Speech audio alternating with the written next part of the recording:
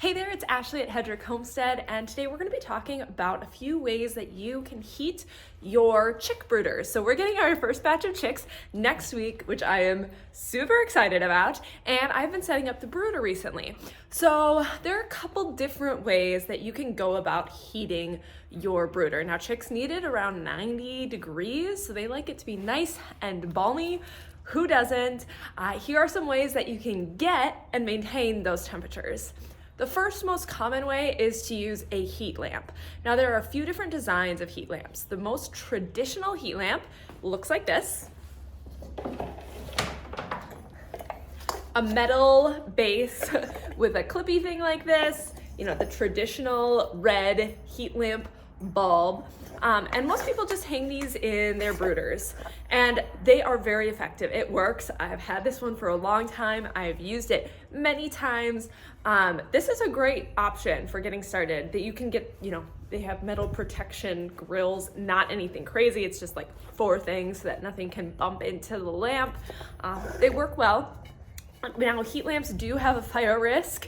If they fall, if they shatter, you don't want that. That would be bad. I personally know people who have had fires because of heat lamps like this. So just make sure you hang it really well, that it's sturdy, that the cord is up out of the way, and that it's not gonna fall and get bumped into and things like that. Now, like I said, this works, but I have found a heat lamp that I much prefer, and it's much safer. And it looks like this. This is the Premier One heat lamp. Love Premier One and their products, and they have really crushed it with this heat lamp. So some things that I really like about this. Number one, it is just sturdy. You hang this thing from this hook and you're like, man, this is not gonna fall. This doesn't feel like a fire hazard to me. Like the other one feels like it's falling apart even when it's brand new.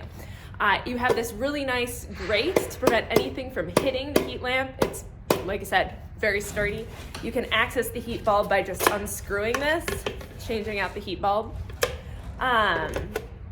It also has a super long cord, which is amazing. I don't even know how long this thing is. 10 feet maybe? I don't know. I'll have to look it up in the specs. But it's super long. It's like twice as long as the other one, which makes it really, really great for being able to use it without an extension cord. So this is by far my favorite heat lamp. I have a couple of these and am slowly replacing all of my other ones with this design. Now, obviously you still don't want it to fall, but because it's plastic on the outside, it doesn't get nearly as hot on the outside as the metal one does. So overall, it's just a much sturdier, safer, better, more practical design. Now, if you want to totally forego the heat lamp route, you can. Heat plates are becoming way more common in the brooding industry. What it is basically a platform, a plate that sits a few inches off the ground and that radiates heat down. And it's different in that you're not trying to heat space or heat air. Instead, you're giving the chicks someplace to go where they can literally have heat right above them, like they would with a mother hen.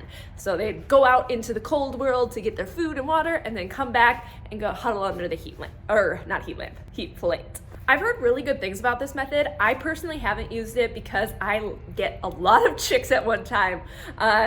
So this time we're getting 70. I've gotten up to 145 at one time before.